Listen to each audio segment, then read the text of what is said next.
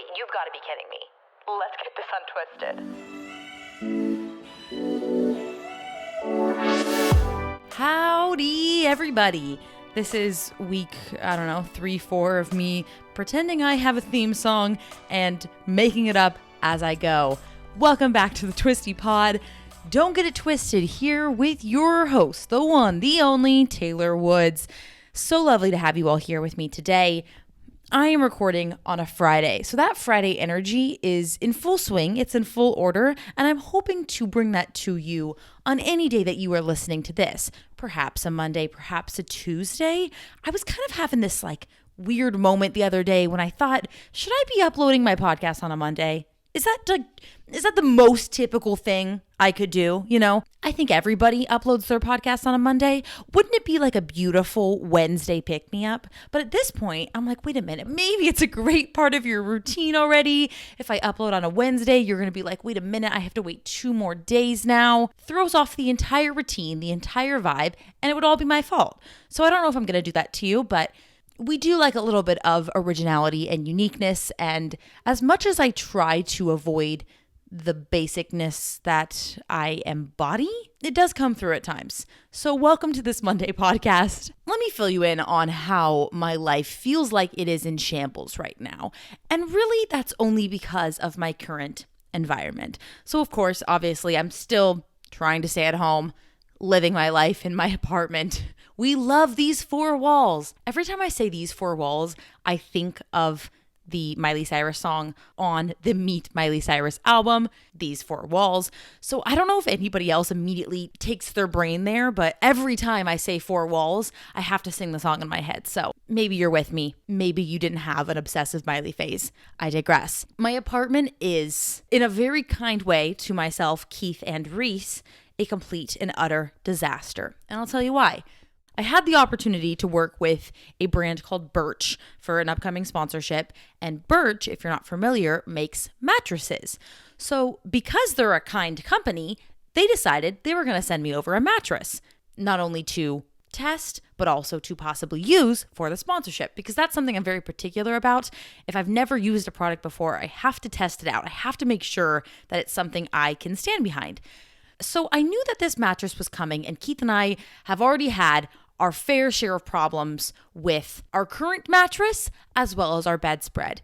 And I don't know if I've ever shared this because I was a bit embarrassed by it. But a few weeks back, Keith and I wanted to go out to dinner. And for some kind of strange reason, we decided we wanted to put Reese in our room while we were going to be away at dinner. And normally we've been kind of trying to test it out because she does well on her own at times, but she also has that little bit of rebelness to her where if we leave the apartment, even for a short amount of time, she doesn't pee. She intentionally, I don't want to say the word tinkle because it's kind of gross. She leaves a little puddle of pee right by the front door. And you know that she does not have to go to the bathroom. You know that she's doing it because she's just mad that you left her, which is probably just a result of not being left alone enough. She's a quarantine dog. We've only had her for 1 year as of tomorrow, which is so exciting. Her little gotcha day. But regardless, she does fairly well, but then she has these little teenage moments, I like to call them, where she's just trying to act out, to get attention or to be like, why are you leaving me? I'm going to be pissed and I'm going to pee on the floor, even though I don't have to go to the bathroom. It's one of those, it makes no sense sort of things. Now, of course, Keith and I don't own this apartment, so we don't want Reese to continually pee in the same area, the same spot on the hardwood floor, because sooner or later, it's going to continually get beneath the panels of the wood. Even if you clean it up very well, it's bad, So we're trying to experiment. What's the best thing to do? We do have a crate, but I don't love using it. It's also a horrible crate, one of those ones that takes 20 minutes to assemble. Not exactly, but it's a bitch and a half, to be honest. So we hate using that. We also hate putting her in there. But some dogs don't mind being in their crate. It's a good thing to have them feel comfortable in a space that they like. So that's at least a positive. Just depends on how you raised your dog, I think. But other times, we had put her in the bathroom and just close the door in there, give her a little bit of food and water or something if we're going to be gone for just an hour or two. And that's worked out all right. She did have one small incident one time, but not even going to talk about it. But anyways, it's this night that we're just trying to go out to dinner. We're literally going 5 minutes from our house too. It's not even that we're going to be gone for long. Dinner takes what? An hour, 10 minutes, whatever, 90 minutes away from Reese. She's going to be fine. So we put her in our room. We come back thinking everything's going to be fine. And of course, what do we see is Reese covered in foam, cotton, whatever makes up the inside material of our comforter, along with rips and tears and blood marks from her teeth, because she's still a little baby, on our duvet and our comforter. So there's this whole corner of our comforter that has been chewed up, not essentially, very much so, from our little disobedient rebel child. And it was one of those like, are you kidding me sort of things? Because she's never, ever chewed up anything we own. Like not a pair of socks, not a pair of shoes, nothing. And maybe it's just like that phase of, kids jokingly go through that terrible two phase. Maybe dogs go through that as well. I don't really know. But we were not happy because we spent a lot of money on that particular duvet cover. Even the comforter, I think, is from Buffy, which is a really great brand. I like it a lot. And I don't really know like the general running price for a comforter, but even like $100 to me is expensive. And any nice thing you own, you would be a little bit irritated by seeing that it was destroyed by your sweet, formerly innocent dog. And that's another thing. I think I realized it's just not worth it until she's a little bit older to invest in super nice things. Even like pillows I have on my couch.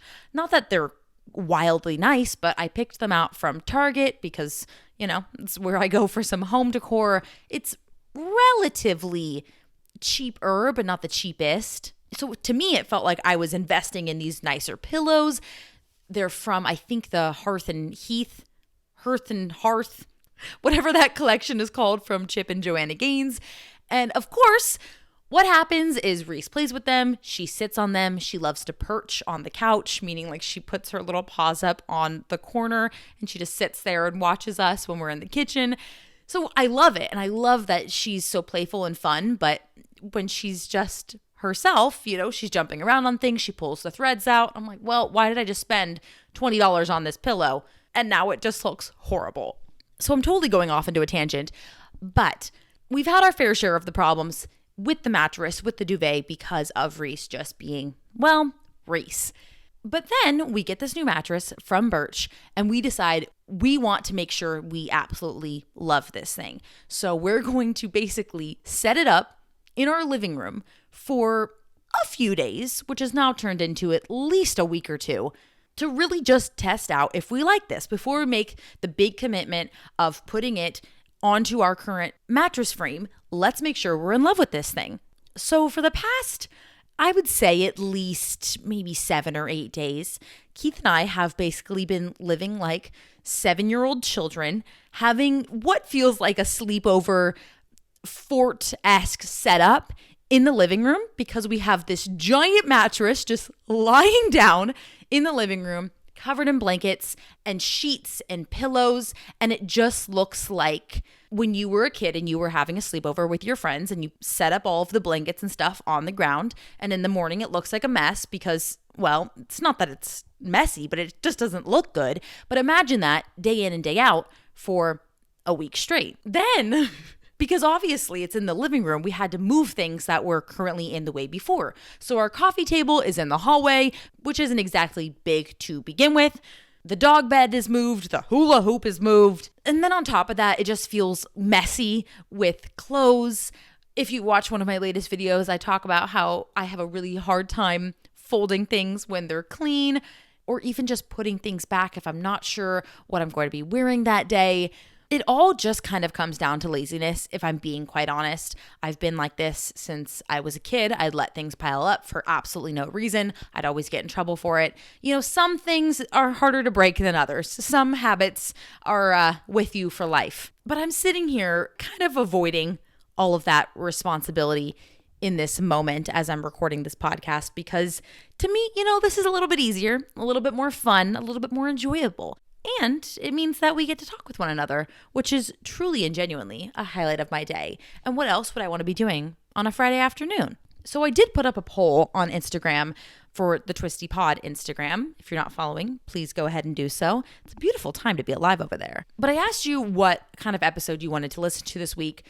Perhaps it was going to be on unpopular opinions, a part 2, because you all gave me fun feedback from the first episode where I shared and gave my opinion on all of your unpopular opinions. Very common YouTuber topic. I feel like a lot of YouTubers do that sort of thing. I don't know why. Maybe it's just fascinating, I guess, to listen to people sharing things anonymously. But then I also threw into the poll, let's talk about more of that conversation around summertime, more of the conversation around being confident, growing your confidence, and all around just kind of a continuation of what I spoke about last week. So thank you so sincerely for all of your messages from last episode. It really meant a lot to me because it's never easy to just come out and be like, well, just wanted to let you all know I'm having a really hard time dealing with my body, because it's awkward and it's uncomfortable.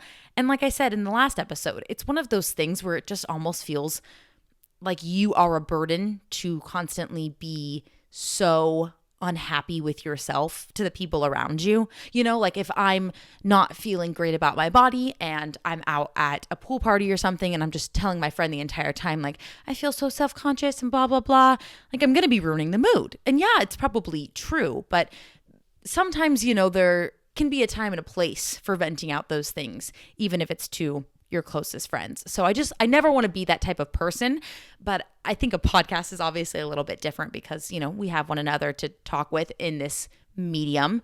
And truly, it's like chatting with a friend right now, I mean, I feel every time I say something like that, I'm like tooting my own fleeping horn.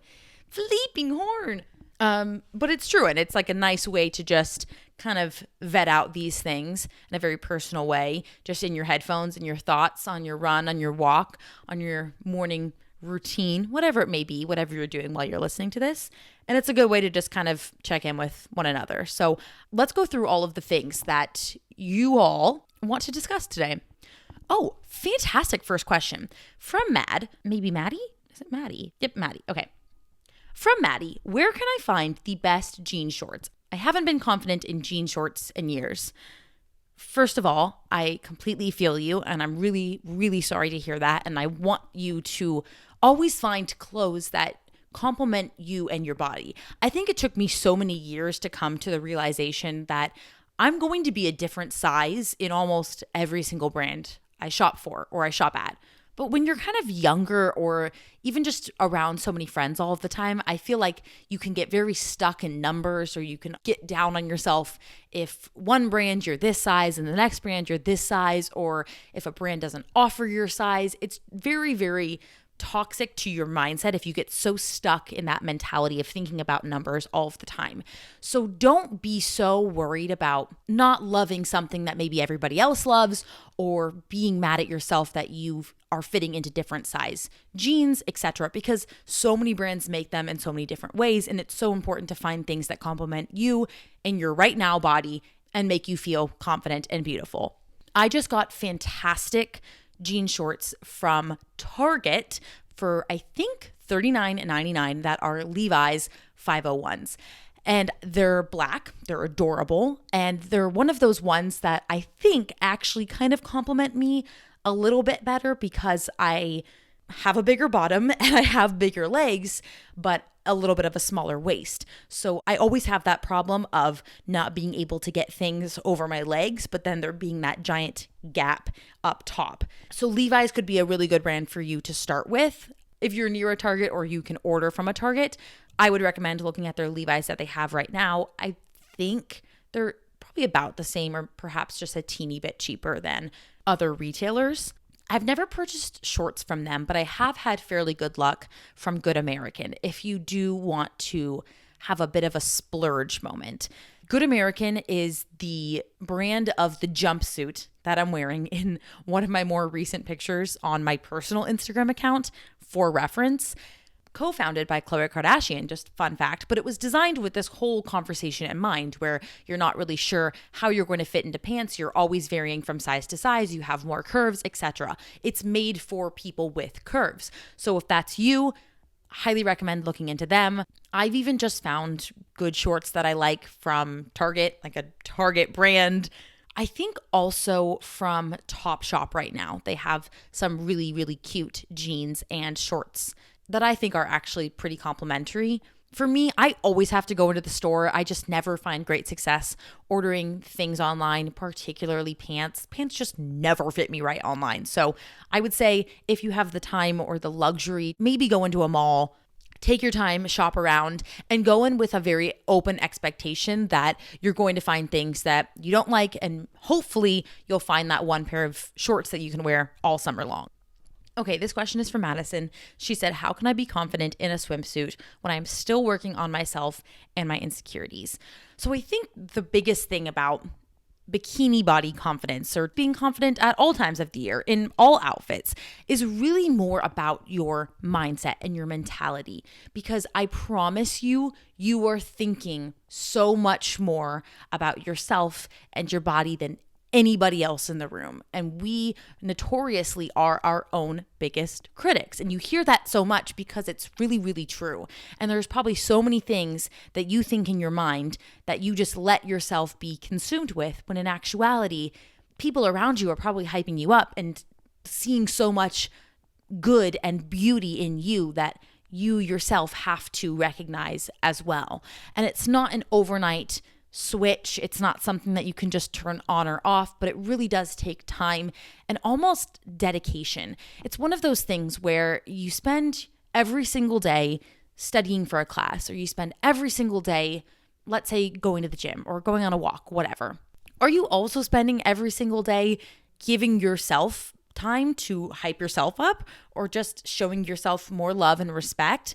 We can't just expect our minds to all of a sudden have this massive switch from being so absorbed in our personal insecurities to overnight feeling like the most confident person in the world. I think what is so vital and important is almost setting aside time to make sure that we are maybe doing something that we love, but also putting in the work for ourselves because we want to have that confidence in ourselves.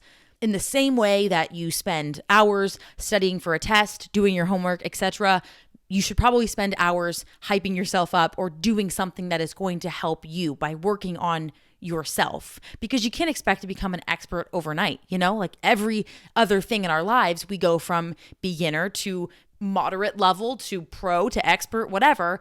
But with our bodies and our mindsets and our confidence, we just expect everything to just change overnight, But if every single morning we wake up and we look ourselves in the mirror and we say, hey, my eyes look really pretty this morning, or hey, my eyelashes look really beautiful and long today, or I'm really proud of the way I did my makeup. I'm really happy that I've been working on my skincare every single day and it's making me look beautiful and I feel really beautiful. If we're having those thoughts in our mind every single day and we're working on ourselves every single day, it's going to pay off. The same way that if you study a chart of the human body for anatomy class, you're going to learn everything about it. And I hope that this is making sense, but what I'm trying to say is that we can't expect ourselves to just find confidence. We have to put in the time. We have to give ourselves the time and the love and the attention and the same dedication that we give to other areas of our lives to ourselves, our dedication to feeling good and just loving ourselves. So thinking more from like a tangible perspective on what to actually do, like actionable items. I would say first and foremost, do things like I was saying. Every single morning when you're brushing your teeth or washing your face, give yourself a few compliments. Tell yourself what you love. Like, what's your favorite thing on your face? What's your favorite way to wear your hairstyle? Should you be doing that with your hair more often so you're feeling more confident? If you're working from home, maybe put on a cute outfit just because you feel good and you feel like you want to dress up for yourself, not for anybody else. I know it's, of course, the more comfortable option to be wearing leggings and sweatpants, etc. But if you have a cute top and you just want to show it off and it's because you know that you look good in it, do it. Wear it. Like, feel confident, feel good. Put your makeup on just because you want to. Make yourself a cute little breakfast and tell yourself that you deserve it and you're nourishing your body, etc. Okay, great question from Caitlin. She says, what do you do to stay on track with a healthy lifestyle during the summer? I am struggling. I think every summer I also have this same type of struggle as well because I get very excited about wanting to do a whole bunch of fun things with my friends or my family. And I also feel like the fun thing about summer, in a really good way, is that there's so much communion around eating foods, going out to dinner, go getting ice cream, bonfires, etc.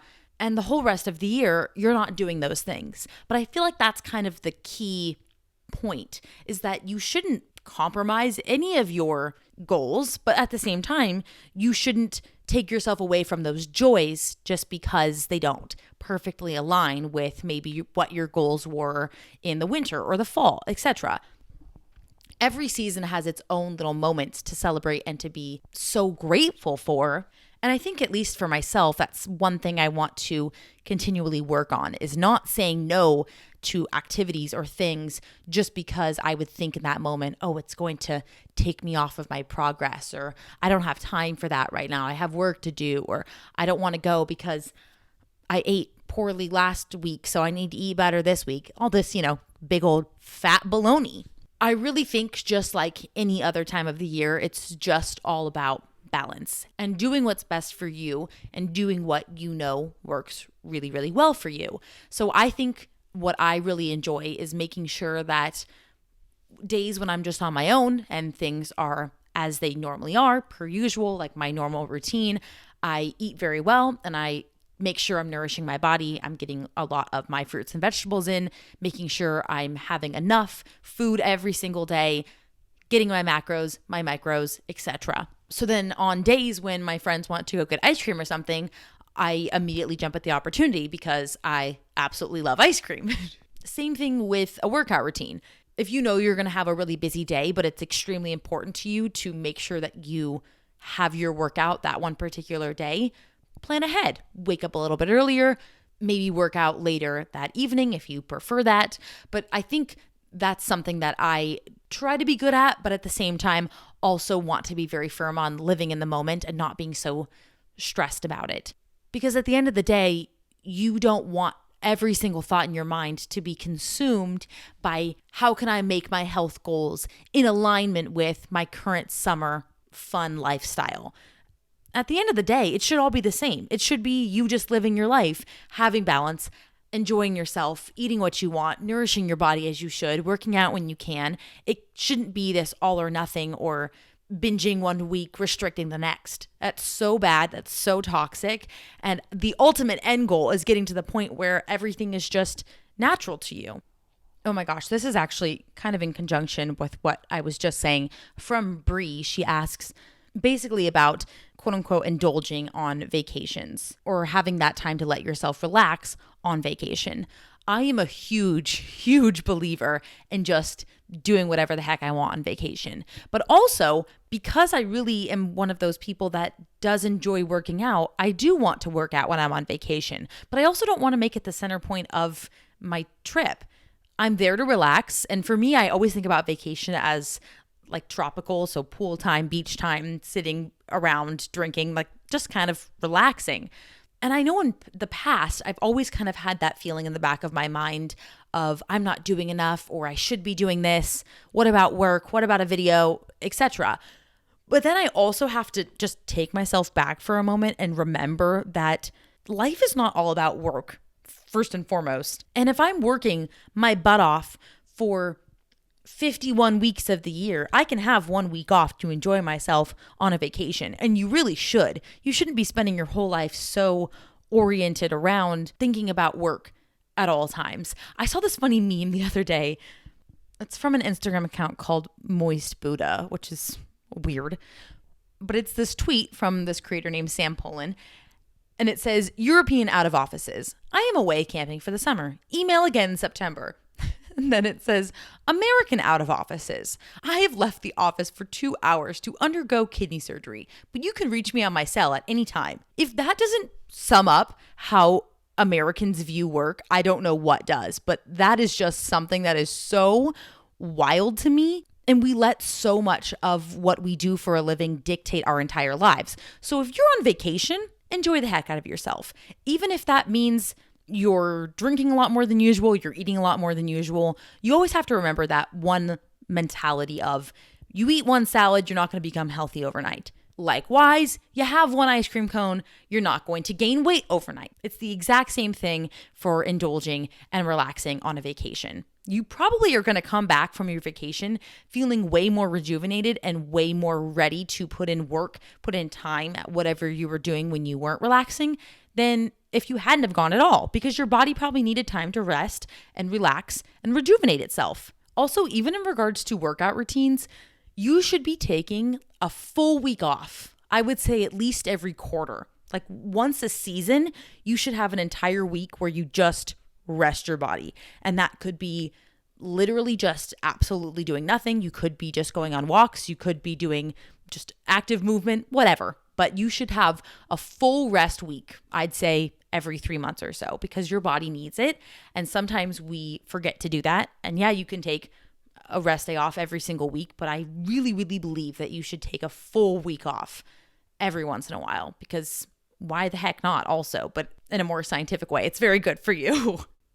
Oh, this is a funny question from Lana. She says, I'm from England, so is your sea actually warm? Because all year it's freezing for swimming. That's a great question. It really does depend on where you live in the United States.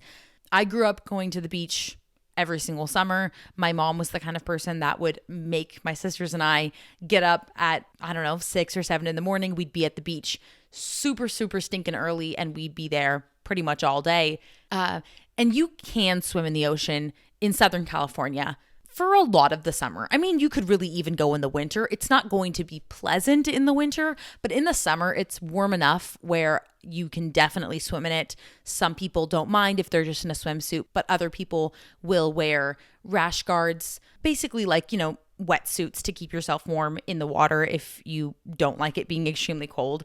But pretty much everyone that I would go to the beach with when I was growing up would all swim in the water, and it was pretty enjoyable. I don't remember it being too bad. Here in Washington, absolutely not. It's because I think you're just a lot more further north. There's also just not really many beaches here, as in there's not much sand. Like there's plenty and plenty of water. We're surrounded by water, at least on the west side, of course. But most of the beaches are cold and rocky, and there's only a few areas that have sand. And even then, you could go in, but usually most people don't. Then, of course, there's the East Coast of the United States, and that's also dependent on where you are. I would say most people like to go swim south, as in like Florida area, but I've swam in the Atlantic Ocean in New York, Long Island, somewhere in, I think it was Far Rockaway, and that was pretty darn fun. This is a great question from Connor. He says, do you have any tan line horror stories? Oh, I have so many, I would think. Oh my gosh. I always wore sunscreen as a kid. So before you come for me, I was always a sunscreen wearing kid. The one I remember most distinctly was my best friend and I going to the beach, and perhaps we just didn't put on enough sunscreen because the sun wasn't out. And let me just tell you from experience, that is when you get the most burnt. If it's overcast, but it's still warm enough for you to be outside, it doesn't mean the sun went anywhere. You will most likely get more burnt on the days that you cannot directly see the sun. Do not be fooled. So we were fooled. We were fools. And we ended up absolutely just red as a lobster. Like the pinkest you've ever seen. And oh my gosh, it just hurts so stinking bad. It's not pleasant. It's not good for you. It's horrible. It peels for weeks, and everything you do just hurts. And then you get really, really cold because your body is so warm. It's so bad. And you can only look back and be like so mad at yourself, but you do live and you do learn. That night, we were in so much pain. We kept looking up different things that you could do. Obviously, one of the more generic ones, if you have a very minor sunburn, would be to put aloe vera on your skin. It basically just kind of cools your body. That's essentially all it's doing. And, it kind of helps the burn, but really and truly, you kind of have to just wait it out, and it's the worst. But we were just in so much pain. We decided to look up some sort of home remedy. And we found that you could put green tea bags in a tub and basically soak in a green tea bath. So that was what we did. We took like, oh my God, it had to have been 20 different green tea bags, put it into my parents' bathtub in their room, let it soak in just boiling hot water. Well, not boiling hot. I think that would have hurt way more. We let it soak in warm water and then took a green tea bath. And I still remember to this day because I thought, oh my gosh, this is going to work. This is going to fix us. And it still hurt incredibly bad afterwards. So that's like a good moral of the story. Put on extra sunblock, especially on those overcast days. I promise you. And I went through a small phase when I didn't even realize how important sunscreen was, mainly probably in college, I would say. Like I would wear, let's say, makeup powder on my face and that would have SPF in it, but I never put on an actual sunscreen because I didn't really even know there were sunscreens on the market that weren't just made for kids, generic, bright white sunblock, and it has that awful sunscreen smell to it. I didn't even know that dermatologists, for example, recommend a certain brand like Elta MD, which I use now. I didn't know that was a thing. And that's embarrassing. And I regret it now, but I feel like you have to just be so good about making sure you're wearing sunblock. And please, like, for the love of goodness gracious, like, do not step foot in a tanning bed. I couldn't tell you how many people I've met in Washington that use tanning beds because they never see the sun. And it is so bad for you. Like, please do not do that. There are so many great tanning lotions, fake tan sprays on the market that is so much better than going in a tanning bed. Please do not hurt your body and your skin that way. Speaking of spray tans, though, I do have a funny story about when I got my first ever spray tan for cheer practice. No, cheer competition. Why do I feel like I've told this story before? I don't know, but I'm going to tell it anyways.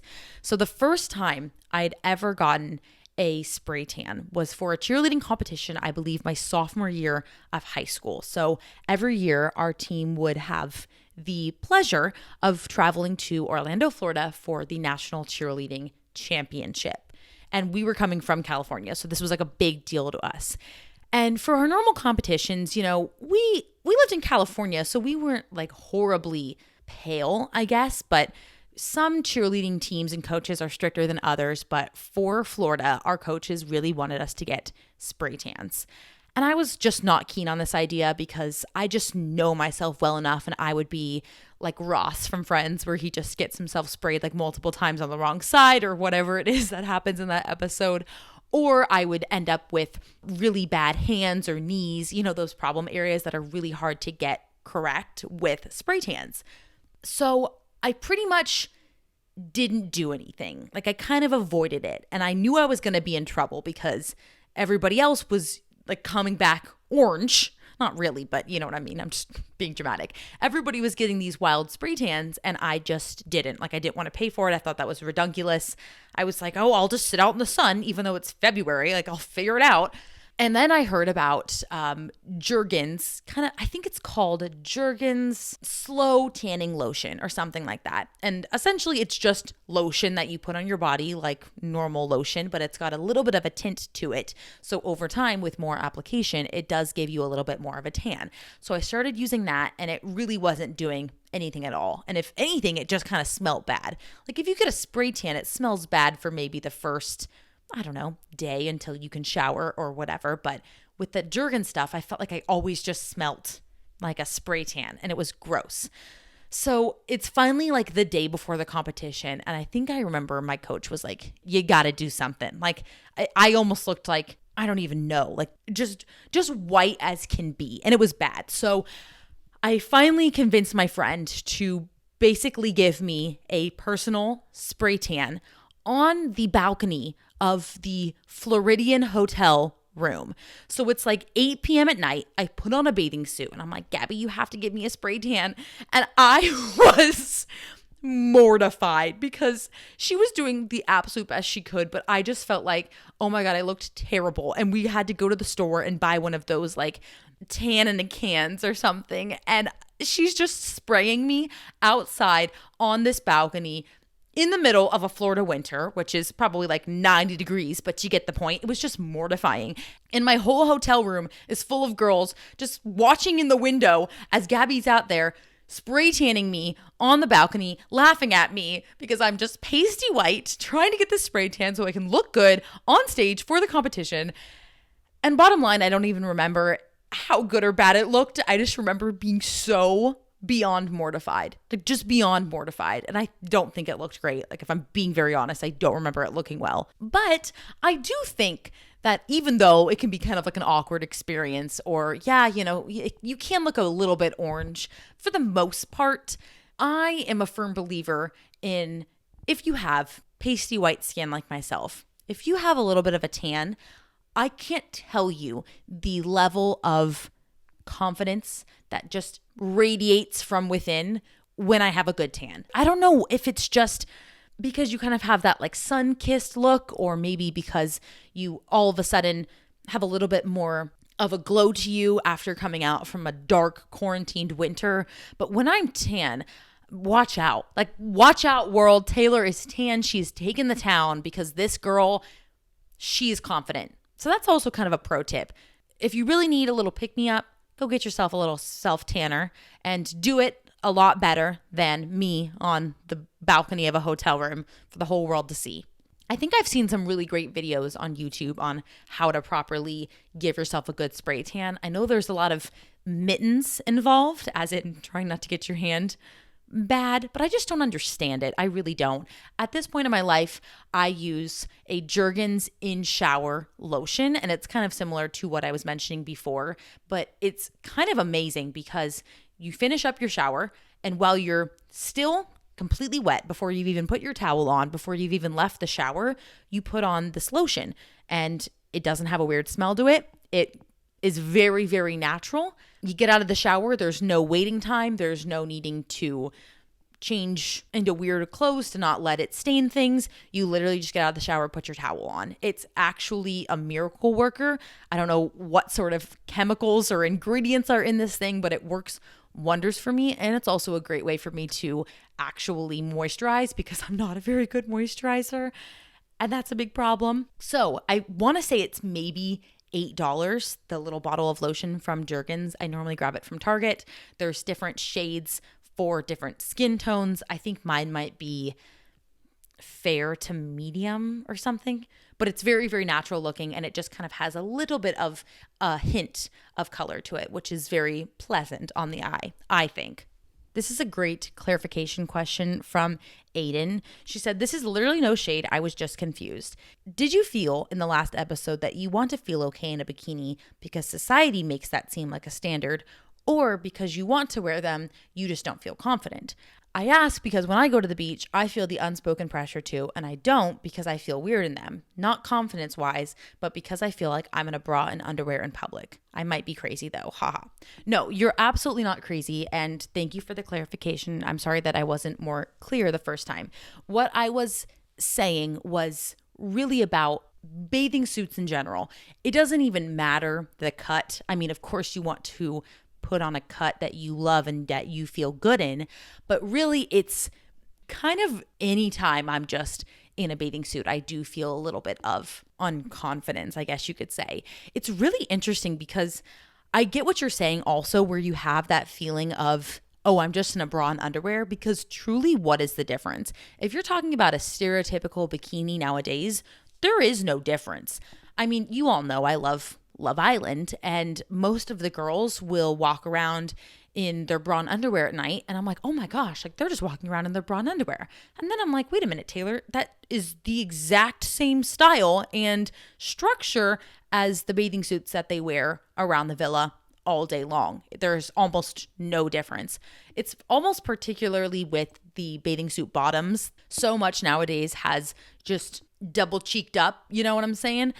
And some people don't like that at all. Some people want full coverage. Some people don't care. Some people want something in between. And I love brands that offer so many different options, because it's weird to assume that everybody feels confident in the same type of bikini, the same style, etc. But what I really did mean was just any bathing suit, not particularly bikinis. But I think I kind of confuse the two terms sometimes. Like, you know how you always say Kleenex instead of just tissues? It's like a brand thing. I guess I do the same thing, or I did the same thing with saying bikinis instead of just saying bathing suits. But also, if you're the type of person that doesn't want to wear a bikini, don't wear a bikini. There are so many beautiful, flattering bathing suit styles now, and I really love that that is something that has become a lot more mainstream in the bathing suit community or from bathing suit manufacturers, that they're really trying to do a good job of making all styles cute. Like, do you remember just a few years ago when one pieces kind of quote unquote came back in style, and all of a sudden there's these really, really beautiful, elegant one pieces, and it felt like for years, at least where I lived, that if you were wearing a one piece, it made you feel like you were standing out, or it was different than anybody else, and maybe that was looked down on, and why, it makes no sense. But I do love that I've seen so many different styles that I'm like, oh gosh, I'd love to try that. I think that would be so much fun. I have this distinct memory of in the 6th grade, we had the opportunity for, I want to say it was like 6th grade graduation. There was kind of like that little week that sometimes schools do where they go off and celebrate the graduation, and you get to do actual fun things, like not learning the last week of school, because where I lived, we graduated from elementary school in the 6th grade, then we were going off to middle school. So I was changing schools completely. So one of the last activities that we did in our final week of being top dog 6th graders, age 12, was going to a water park, which the thought of a water park now, oh my, like, sounds repulsive, sounds so beyond disgusting. And to be honest, I've never been one of those people that was so obsessed with them. We had a really, really fun one near our house, and that was awesome because, you know, I was a kid, and why not just go down a whole bunch of water slides when you're growing up?